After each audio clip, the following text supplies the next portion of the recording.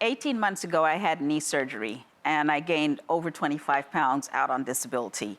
I lost about 12 of that. I still need to lose at least another 10 or so based on the injury I had.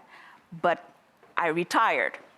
And now, when my granddaughter is over, I'm not exactly looking to get up and go to the gym to lose the additional 10 pounds so that I don't have to have further knee surgery.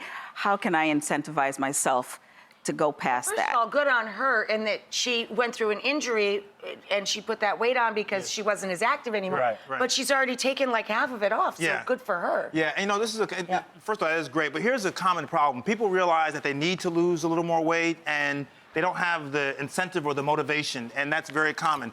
So in the book, I talk about how do you find your motivation? How do you keep your motivation? How do you recapture the motivation? Because we lose our motivation. But I want to show you something, too. We also talk about milestones, small milestones. So let's walk over here. Okay. All right. What do we got? So people say, okay, I want to lose 10 more pounds.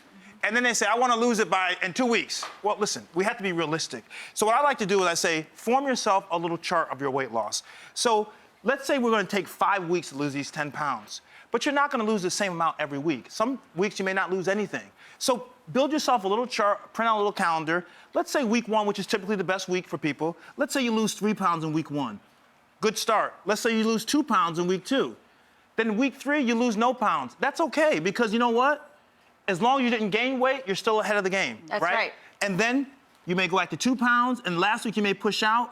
You get to your 10 pounds. The idea is that people worry about the big goal, and they don't worry about the small milestones. And when you worry about the small milestones... If you celebrate every step of the road instead of the end of the trail, right? You 100%. stay more positive. Because success, in the book I say, success begets more success. When you hit that first 3, you're excited, I'm going to get that next 2, and that's how it has to work. And you know, Ian has also made a point several times on the show over the years that if you do go back to a fitness program where you're building muscle, especially muscle weighs more than fat, you can also make it about your fitness, your waist measurements, how you feel, how your clothes feel.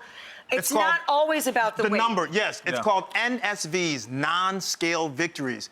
Was I able to exercise as much as I wanted? Did I stay away from fast food this week? Things that you scored victories on outside the bathroom scale is extremely important. So make your list of NSVs also. And the book kind of gives you little charts on how you can do this at home. Yeah.